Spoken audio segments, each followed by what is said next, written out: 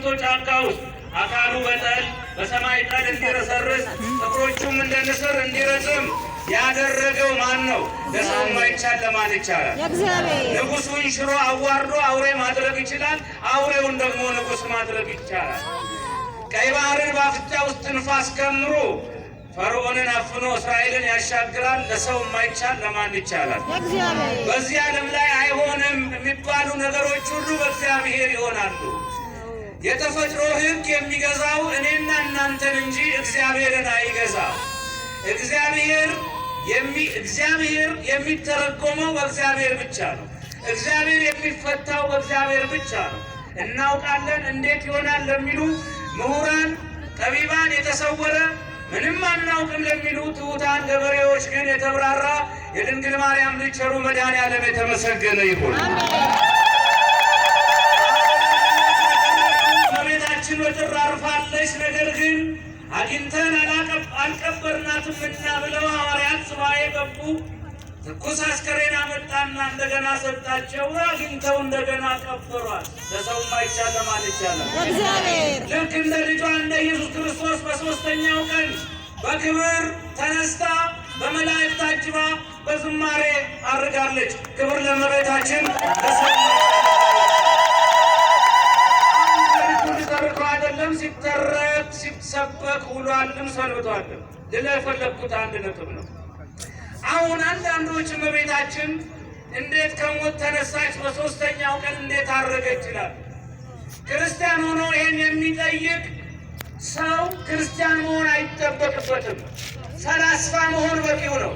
አንድ ሰው በውሃ ልጅነት ይገኛል፣ ድጋሚ መወለድ በውሃ ይቻላል ሲባል፣ በውሃ የሰው ልጅ መወለድ ይችላል ሲባል እንዴት ከውሃ ልጅነት ይገኛል ካለ፣ መጽሐፍ ቅዱስ ይዞም ደግሞ እንዴት በውሃ ሰው ከእግዚአብሔር ይወለዳል ካለ፣ ይሄ ሰው ክርስቲያን መሆን ሳይሆን ፈላስፋ መሆን በቂው ነው።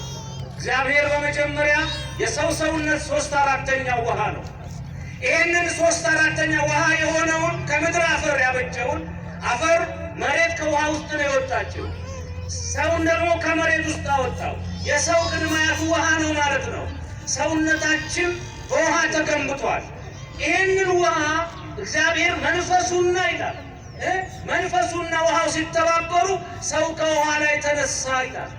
በመጀመሪያ እግዚአብሔር መንፈሱና ውሃው ተባብረው ሰውን መዝሙረኛው ዳዊት በአፉ መሳም ይሳመኝ ያለው እኮ ለምንድን ነው? እፍ በልብኝ ያኔ ሕይወት አገኛለሁ ነው ያለው። በመጀመሪያ የሰው ልጅ አይሆንም እንዴት በሚባልበት ሁኔታ ከውሃ ላይ ቋጥሮ እኛን ሰው አድርጎ እስትንፋስ ሰጥቶ መልኩን ሰጥቶ ብልጥግናውንም ለእኛ አድሎ ሰው ካደረገን የማይሆነው ተፈጥሯችን እንዴት ይሆናል የተባለው ከሆነ ዛሬም ደግሞ የበሰበሰ የፈረሰ የወደቀ አበቃለት የተባለ ከአለመኖር ወደ መኖር ባመጣን እግዚአብሔር መነሳት ይችላል አይችልም? ይችላል አይችልም? ይችላል። ቆይ ክርስትና ማለት ምን ማለት ነው? ሞቶ መነሳት። አቤት መነሳት፣ ሞቶ መነሳት፣ ሞቶ መነሳት። ክርስትና ሞቶ መነሳት ነው። እዚህ አበቃ ሲባል እዛ ይቀጥላል። እዚህ ሲነቀል እዛ ይተከላል። እዚህ ሲጨልም እዛ ይነጋል። እዚህ አትኖርም ሲባል እዛ መኖር ይጀምራል። እዚህ ገደልነው ሲሉ እዛ እንዳይሞት ሆኖ እንደ መላእክት መኖርን ይጀምራል። ክርስትና ማለት ሞቶ መኖር እያሉ መኖር ነው። አንዳንድ ሰው የዘላለም ሕይወት ማለት ከሞትን በኋላ የሚጀምር ይመስለዋል። የዘላለም ሕይወት ኢየሱስ ክርስቶስን አምነን ከተቀበልንበት ጀምሮ ያለ አሁንም እየኖር ነው ያለ ነው። እዛ የምናስቀጥለው ነው። እመቤታችን ድንግል ማርያም ሞተች፣ ተነሳች። መርፌ ባለፈበት ክር ያልፋል። ክርስቶስ ባለፈበት እመቤታችን አለፈች። እመቤታችን ባለፈችበት ሁላችን እናልፋለን። ቆይ የድንግል ማርያም ከሞት መነሳት የሚገርማቸው ሰዎች አሉ። ወደ ብሉይ ኪዳን ስንሄድ ኤልያስ ሞቷል አልሞተም? ሁለተኛ ነገሥት ምዕራፍ 2 ላይ ኤልያስ በእሳት ሰረገላ አረገ። ኤልያስ ወደ ሰማይ ካረገ እስካሁንም ድረስ እስከ ዕለተ አርማጌዶን ወይም እስከ 6 6:6 ሐሳዌ መሲህ የመጨረሻው ዘመን አሁን ዓለምን የሚቆጣጠራት እስራኤል ውስጥ ነግሶ እኔ ክርስቶስ ነኝ የሚለው ሐሳዌ መሲህ መጥቶ በክርስቲያኖች ላይ 42 የመከራ ወራት ግፍን ሲያደርግ መጥቶ እስከሚዋጋልንና በሰማዕት እነዛን ክፉዎቹን መናፍስቶች የ666 ተከታዮች ተዋግቶ በእስትንፋሳቸው ሞቶ እንደገና በክብር እስኪነሳ ድረስ ኤልያስ አለ። ኤልያስ ይበልጣል በክብር እመቤታችን ይበልጣል። መልሱልኛ። ታዲያ ኤልያስ ካልሞተ ኤልያስ ካረገ እመቤታችን ድንግል ማርያም አረገች ብንል ያንስባታል ወይስ ይበዛባታል? ኤልያስ አልሞተም ካል እመቤታችን አልሞተችም ሞታ ተነስታለች ብንል ከመጽሐፍ ቅዱስ አልወጣን። መጽሐፍ ቅዱሱ እውነትን ስለሚናገር ሄኖክ በኦሪት ዘፍጥረት ምዕራፍ 5 ላይ አካሄዱን ከእግዚአብሔር ጋር ስላደረገ ተወሰደ ይላል፣ አልሞተም ይላል። አንዳንድ ጊዜ ውሃ ብርጭቆ ውስጥ በመለኪያ ጠብ አድርጉ፣ ከታች ይታያል። ጠብ አድርጉ፣ ከፍ ይላል። ጠብ አድርጉ፣ አሁንም አድርጉ። መጨረሻ ላይ ይሞላል። ሲሞላ ምን ይሆናል? ይፈሳል። ክርስቲያንም ሲጾም አንድ መለኪያ ይጨምራል። ሲመጸውት ቤተ ክርስቲያን ሲሰራ፣ ድሃ ሲያበላ፣ እውነት ሲናገር፣ ሰው ሲያስታርቅ፣ በጥሩ ስራ ሲመላለስ በመለኪያ እየጨመረ ኋላስ ይሞላል። ሲሞላ እስከ መሰወር ድረስ እስከ መወሰድ እስከ መነጠቅ ሊደርስ ይችላል። ሄኖክ አካሄዱን ከእግዚአብሔር ጋር ስላደረገ ይላል ተወሰዳል። የእግዚአብሔር ሰው ሄኖክ ሞትን ካልቀመሰና እስካሁን አይሞትም ተብሎ ተወስኖለት በእግዚአብሔር ከተሰወረ አልሞተም ካለ እመቤታችን ቅድስት ድንግል ማርያም ሞታ ተነስታለች ብንል ከመጽሐፍ ቅዱስ ይወጣል። አይደለም ድንግል ማርያም፣ አይደለም ኤልያስ፣ አይደለም ሄኖክ፣ አይደለም ቅዱሳን ሌሎች ሞቶ አይደለም እኔና እናንተ ይቅርና እኛ የክብር ነው። ያላመኑ አሕዛብ ያልተጠመቁ አሁን እኛን የሚገሉ አሁን እኛን የሚያርዱ ክርስቲያን ተወልዶ ማየት አንፈልግም ብለው እናቲቱን የሚሰዉ እነሱ ጭምር ይነሳሉ። መነሳት ብርቅ ነው፣ ግን አነሳሱ ይለያያል። እናቴ አነሳሱ ይለያያል። ወደደም ጠላም ብዩ አልነሳም ብሎ በትልቅ እንትን በእብነ በረድ ላይ አሁን አድርጎ ቁልፍ ሊያደርግ በብረት ሳጥን ወደደም ጠላም ምድር አደራዋን ተመልሳለች። ባንክ ቤት ብር አስቀምጣችሁ እናንተ ባንክ ቤት ቤታችሁ ካርድ አለ የቲም ካርዱ አስገብታችሁ ቁጥሩን ነካነካራችሁ ብሩ ይገባዋል። ቁጥሩን ስትነኩት ብሩ ካላችሁ እናንተ ያስቀመጣችሁት ከሆነ መውጣቱ ግድ ነው። እግዚአብሔር አምላካችንም ልክ እንደ ባንክኛ ብር እንደምናስቀምጠው በከርሰ ምድር በአደራ መልክ አጽም አስቀምጧል። ስለዚህ ሚካኤል የመጀመሪያውን መለከት ሲነፋ የሥጋ ቅርፊት ይሰበሰባል። ትንቢተ ዳንኤል ምዕራፍ 12 ቁጥር 1። ሁለተኛው ላይ ፍጹም በድን ይሆናል። ሶስተኛው ላይ ሙታን ተነሱ ሲባል ሴቶች የ15 ዓመት ቆነጃጅት፣ ወንዶች የ30 ዓመት ጎልማሳ ሆነው እንነሳለን። እሱ ግን የምንነሳበት አነሳስ ይለያል። ወይ በግራ ለመቆም ነው ወይ በቀኝ ለመቆም። መነሳት ለክርስቲያን ምንም አለ። ማቴዎስ 5 ቁጥር 31 ንጉሡ ወይም ልዑሉ ኢየሱስ ክርስቶስ ከእልፍ አእላፋት መላእክት ጋር ታጅቦ በክብር ይመጣል። በጎች በየት? ፍየሎች በግራ ይቆማሉ። ፍየሎች ሲባል ፍየሎች አሉ ኃጥአን። ለምን ፍየል በኃጥአን እንደመሰለች ብሎ ፍየል አልበላም የሚል ሰው አለ። ተሳስቷል። እኔ እንዴት እንደምበላ ታሳያለሁ። ተሰጠኝ በግ ደግሞ በቀኝ ቆማለች ጻድቅ ነች እሷ ብቻ ነው ያምላል። እንደዛም አይደለም ወዳጅ፣ ባህሪያቸው ነው ባህሪያቸው። ፍየልን አይታችኋት ከሆነ እንደው እስቲ ዝም ብላችሁ አስተውሉ። ፍየል እረኛቸው ባሰማራቸው ቦታ አይገኙ ፍየሎች። እዚህ ሲያሰማራቸው ማዶ ነው። ኃጥአንም እንዲህ ናቸው። ክርስትና ተነስተው ተጠምቀው የቤተ ክርስቲያን ልጆች ተብለው ምን ሆነ እንትናን ተቀበለ ይላል። ምን ሆነ እንደዚህ ማተው በተሰ ምን ሆነ እንደዚህ ሆነ ይላል። ምን ሆነ ፍልስፍና አስገባ ይላል። በቤተ ክርስቲያን አደራ የማይቆዩ ናቸው። በጎች እረኛቸው ባሰማራቸው ቦታ እንደሚገኙ ጻድቃንም በአብ በወልድ በመንፈስ ቅዱስም ተጠምቀው እንደናንተ እያስቀደሱ እየጾሙ ሱባኤ እየያዙ ስጋውን እየበሉ ደሙን እየጠጡ ወንጌል እየተማሩ በቤተ እግዚአብሔር ውስጥ ጸንተው ይቆያሉ። ስለዚህ ጸንተው የቆዩትን ማተብ ያበጠሱትን በቀኝ ያቆማቸዋል። ፍየሎችን ይዋቸዋል። ላታቸው የተሰቀለ ኀፍረተ ሥጋቸው የተገለጠ ነው። በጎች ደግሞ ላታቸው ደቀ ኀፍረተ ሥጋቸው የተሸፈነ ነው። ኃጥአን እንደ ፍየሎች ኃጢአታቸው የተገለጠ ነው።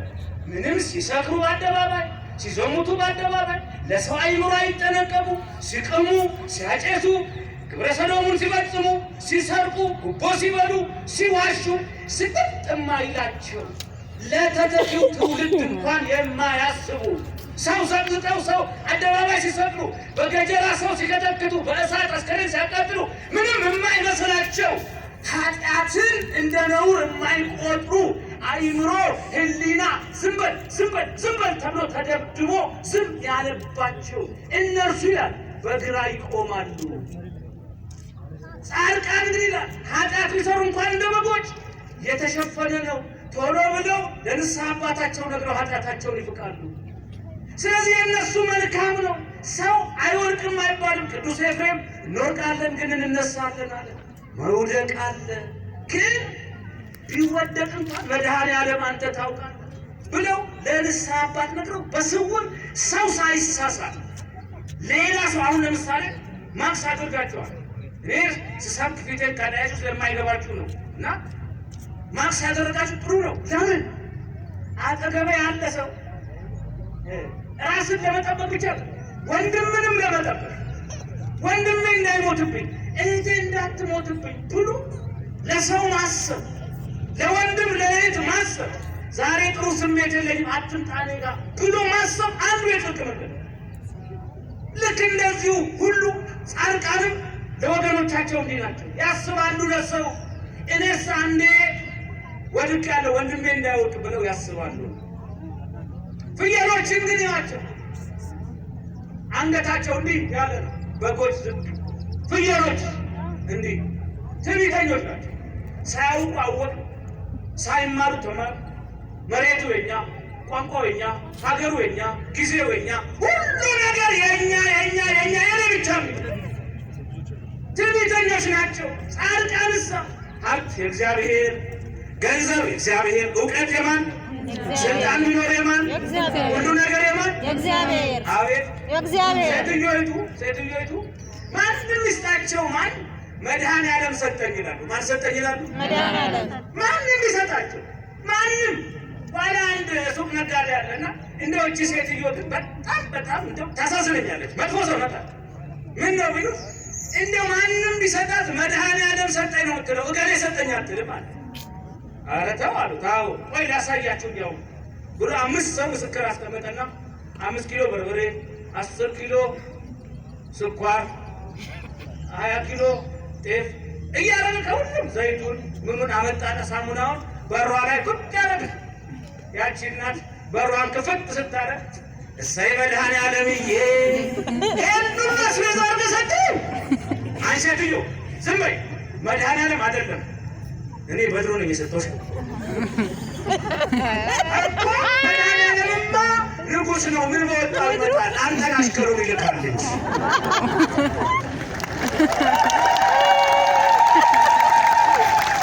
ሁሉንም ይሰጥ ማን ነው? ስልጣን የሰጠ ማን ነው? ገንዘብ የሰጠ ማን ነው? ልጅ የሰጠ ማን ነው? የእኛ የምንለው ነገር ሁሉ የእኛ የማን ነው? የእግዚአብሔር ነው። ያለን ነገር ላይ በቃ ያላችሁ ላይ አታተኩሩ። ያለን እግዚአብሔር ነው። አየነው እኮ የጠዋት ባለጠጎች ማታ ሲደህዩ እንዴ ሸበለገ ቢሊዮነር ብትሆን እኮ ሁሉ ነገር ቢኖርም ዛሬን የማደር ስልጣን ካልተሰጠ በራስህ የራስህን ሀብት ለመጠቀም መብት የለም። ያለንን ለመብላትም ፈቃድ ያስፈልጋል ከእግዚአብሔር። ስለዚህ ጻድቃን ይላል ቢኖራቸው እውቀት፣ ገንዘብ፣ ሀብት ሁሉ ቢኖራቸው የማን ነው የሚሉት? የእግዚአብሔር ነው የሚሉት። ስለዚህ በጎች ባህሪ ስለያዙ ነው። ተኩላ በግ ተሰማርታ አንድ ቦታ እያለች ተሰማርተው በጎች አንዷን ተኩላ ከነጠቀቁ ሁለተኛ እዛ ቦታ ያሉ ታቀለቅላል። ሁለተኛ ፍየሎች ሲበሉ ተኩላ አንዷ ከነጠቀች ለጊዜው ደንግጠው ይሄዳሉ። ነገ የሞተችውን ረስተው እዛው ይገኛሉ። ኃጥአን እንዲህ ናቸው። ከመሃላቸው ሰው ሲሞት ለጊዜው ፎቶግራፍ ይዞ አብራችሁ ካልቀበራችሁ እየየ ያዙኝ፣ ልቀቁኝ፣ ወየው ወየው ወየው አይቻልም ከንቱ ይላል። ድንግጥ ልክ ወዲያው የአስከሬኑ አይኑ ሳይፈስ አጥሙ ሳይፈስ ወደ ኃጢአት ተመልሰው ፍርድ ቤት ለፍርድ ቤት ውርስ፣ ጨርቅ፣ ብር ይገባኛል ሲሉ ንስሐ ሳይገቡ ሲካሰሱ ሞት ቀጣዩ ሰው ይነጥቀዋል። እንዲህ እያሉ ያልቃል። ልክ በጎች ጋር ስትደረሙ ወንድማቸው ከሞተ ጻድቃን እኔም ነገ ተረኛ ነኝ ብለው ንስሐ ይገባሉ፣ ይቆርባሉ፣ ተዘጋጅተው መድኃኒዓለም ይጠብቃሉ። ይሄ ነው። ፍየሎች አይታቸው ከሆነ ዝናብ አይወርድም፣ ቆጥ ላይ ይወጣሉ። አንድ ጭቃ ምናምን ችግር። በጎች ግን የፈለገ ነገር ጭቃ ውስጥ ዝናብ ውስጥ ይችላል። ኃጥአን ችግር አይችሉም። አሁን እንደዚህ ጉባኤ መጥቶ መማር ቁጭ ብሎ ለእነሱ ሞኝነት ነው። እዛ ባር ላይ ቁጭ ብለው አሸሸ ገዳሜ 50 ቀን 2 ወር ይጾማል። ጌታ ተነሳ ይባልና እኛ ደግሞ እንደገና በኃጢአት መሞት የምንጀምርበት ነው። 15 ቀን ሱባኤ ይዘን ጾመናል። እመቤታችን ተነሳች አረገች ስንል እኛ ደግሞ በኃጢአት ቁልቁል የምንሄድበት ህይወት ነው። እዚህ ቦታ ላይ ቁጭ ብሎ እንደዚህ መማር እኔ ምንም ነኝ እግዚአብሔር በቤት መጣል ይሻለኛል ማለት ዝናቡን ብርዱን ቤተ እግዚአብሔር ልሂድ ላስቀድስ ልጹም የሚል ሰው ደስ አይላቸው። ሞኝነት ነው የነሱ። እንዲያውም ስትመላለሱ አዲስ ጀማሪ ሆነች የእኛ ቄስ ብለው መጣች፣ የእኛ ቄስ ጳጳሳችን መጣች ብለው መሳቂያ የሚያደርጉ ሰዎች አሉ። እነዚህ ሰዎች ችግርን አይወዱም። ሌሊት ተነስቶ ማስቀደስ፣ ሌሊት ተነስቶ ሰዓታት ማድረስ፣ ማህሌት መቆም፣ መጸለይ፣ ቃሉን መነገር አይወዱም። ለዛ ነው በቀኝ ይቆማሉ የተባሉ በግራ ይቆማሉ የተባሉ። ጻድቃን ግን ልክ እንደናንተ ነጋዴ ኪዳን መሸለ ቁርባን በቤተ እግዚአብሔር መመላለስ፣ መጾም፣ መጸለይ፣ መመጽወት የእግዚአብሔር ነገር የማይሰለቻቸው ሁሉ በጎች ተብሏል። ስለዚህ ወደ መነሻችን ስንመጣ ለመነሳት አለ በጉም ይነሳል። እንኳን ድንግል ማርያም ለመነሳት ፍየሉም ይነሳል። ይህ ማለት ክርስቲያን ሁሉ ይነሳል። በማን ያመነ? አሕዛብ ሁሉ ይነሳል። በማን ያላመነ? አነሳሳቸው ይላል ለዘላለም እሳት ሂዱ ይባላል፣ ለዘላለም ሕይወት ሂዱ ይባላል። ታዲያ አሁን በመቃብር ውስጥ ያሉ ኃይላት አሉ። መኳንንቱ፣ ሹማምንቱ፣ ልዑላኑ በህይወት ካለ ነው በላይ መቃብር ውስጥ ያሉ ነገስታት፣ የጦር መኮንኖች፣ ጀነራሎች፣ ፕሮፌሰሮች፣ ኢንጂነሮች፣ ዶክተሮች እንደናንተ ያሉ ምዕመናን፣ እንደኔ ያሉ ሰባኪያን፣ ዘማሪያን መቃብር ውስጥ አሉ። እዚህ ካለ ነው በላይ መቃብር ውስጥ ያለው ኃይል ብዙ ነው። ሁሉም የእግዚአብሔርን ድምፅ ነው የሚጠብቀው። እኛ መቃብር ውስጥ ያሉት ይነሳል፣ እኛ ምን እነሳለን። ስለዚህ እመቤታችን መነሳት የሚያስገርም አይደለም፣ የሚያስደንቅ አይደለም። እኛም ሞተን ለመነሳት ቀጠሮ የተያዘልን ሰዎች ነን። ሞት ለክርስቲያን ህይወት ነው። ሞትን መድኃኒትን እኛ የምንውጠው በሽታውን እንዲገልልን ምን እንዲገልልን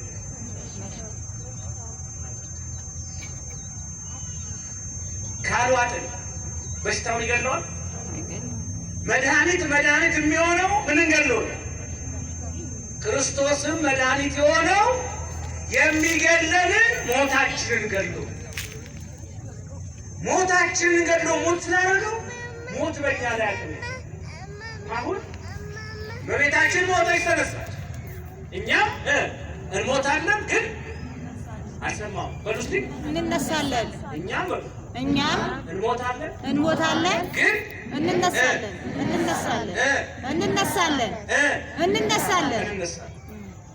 አሁን ብዙ ጋዜጠኛ መዘገብ የሚፈልገው የሞት ዜና፣ እኛም መስማት የምንፈልገው አሰብስበን የሞት ዜና። ጋዜጠኛው ለመጻፍ እኛም ለመስማት የምንጓጓውን ያህል ሞትን ግን አሜን ብለን ለመቀበል ፈቃደኛ አይደለም። ሞት ከየቤታችን